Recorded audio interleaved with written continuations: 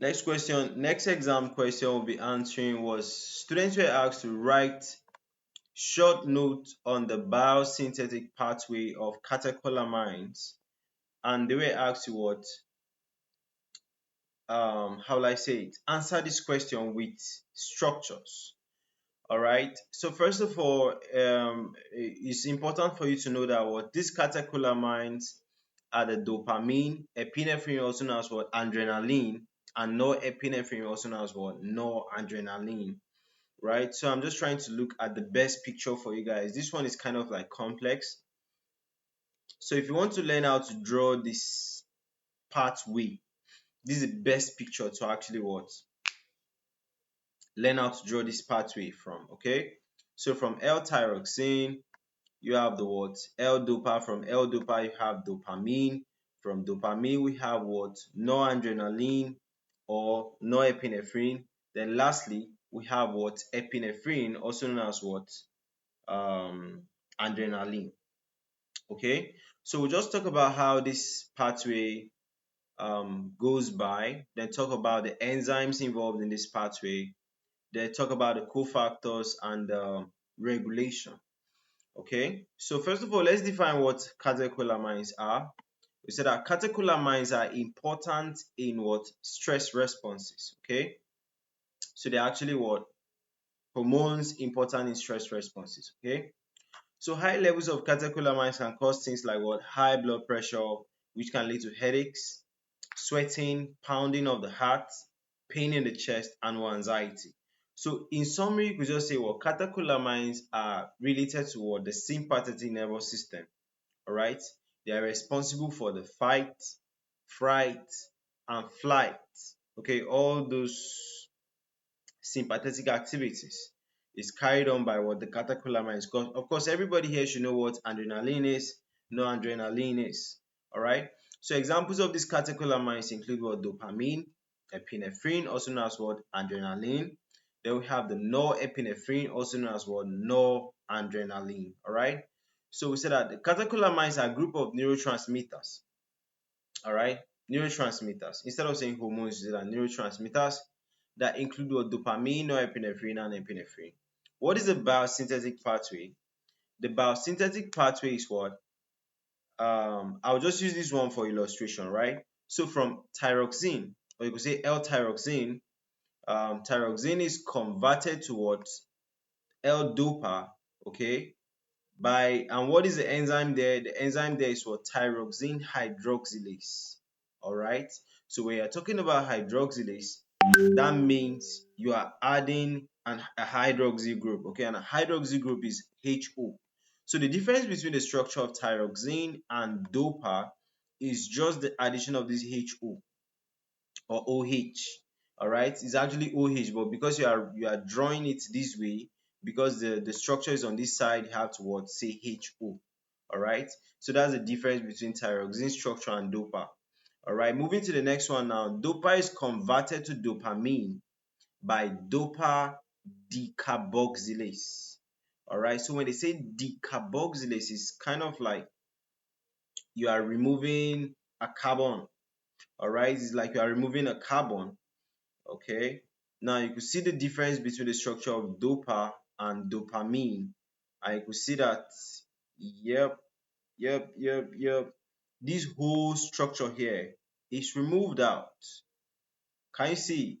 All right, leaving only the amino. All right, so that means decarboxylase. That means what? A whole lot of what? Carboxy groups were removed. Do you understand? So there's a way you can just learn how to draw these things from seeing what is changed. Okay, observe the structures, see what they are adding, see what they are changing, and you get to know the next thing. All right. Then the next thing on the what they call it on the line is what conversion of dopamine to norepinephrine.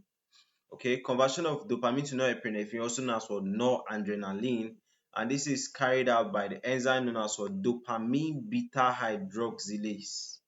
Okay, dopamine beta-hydroxylase. Anytime you hear hydroxylase, they are adding a hydroxyl group. Okay, so now can you see that this OH is being added at this place. All right.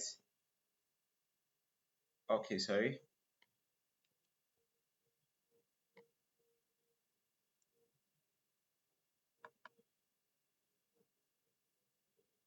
Okay, still recording. All right, so moving now to the next one. We said that it's carried out by what? Dopamine beta hydroxylase, right? And you can see here dopamine DBH, dopamine beta hydroxylase, right? You can see the change there. Then the last one is what? Conversion of this norepinephrine or noradrenaline to epinephrine or what? Adrenaline, all right? And the enzyme here is the what?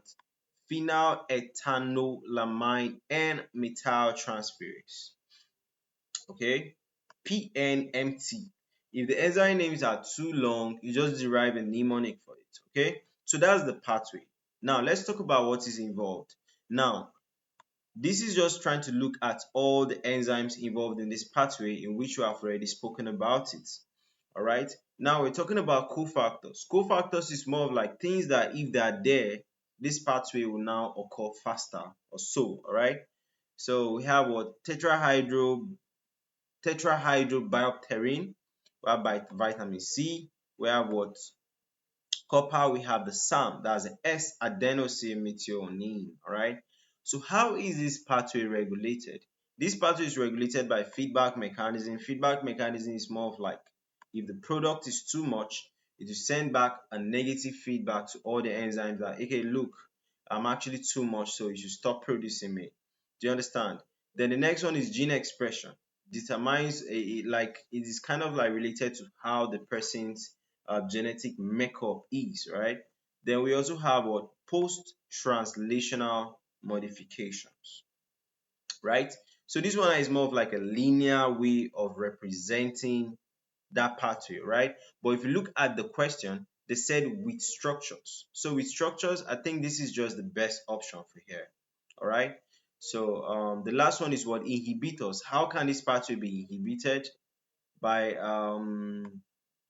alpha metal thyroxine can inhibit what? The tyrosine hydroxylase, all right? So this is tyrosine hydroxylase can be inhibited by what? Alpha metal thyroxine. Then we have the carbidopa. Carbidopa can inhibit what? Dopa carboxylase inhibitor. So this is dopa carboxylase, all right? The enzyme between dopa and dopamine can be inhibited by what? Carbidopa. Then we have the what? Disulfiram can inhibit what? Dopamine beta hydroxylase. All right. This is dopamine beta hydroxylase. Can be inhibited by the disulfiram. Okay. So what is the clinical significance? If there are some abnormalities in this pathway, it could lead to several disease conditions, right? So if the production of dopamine is not being going on as it should, it could lead to what? Parkinson's disease, right? So when you start your neuroanatomy, you get to learn about Parkinson's disease, right? And Parkinson's disease is because dopamine is basically what deficient in the body. Then if the depression, like that means like formation of this norepinephrine and epinephrine. I told you guys that these are the two main neurotransmitters in the sympathetic nervous system, all right? So imagine there's a depression of this, okay? It could lead to some abnormalities, okay, in the sympathetic nervous system. Then if it is too much, formation of norepinephrine, that's adrenaline and noradrenaline. If it's too much, that means the impulses will be too much, do you understand? Leading to what? Your heart beating too quick, and that's what? Hypertension, right? Then this one is pheochromocytoma. Yeah, if there's a tumor now, tumor that is producing the epinephrine and norepinephrine. I know how tumors work. Tumors they actually produce things even when you don't need it. Okay, so I think that's it on if you ask to write short notes. You know, when you ask to write short notes, you just write briefly about the pathway. Okay, so that's it on the short notes on the biosynthetic pathway of what? Catecholamines.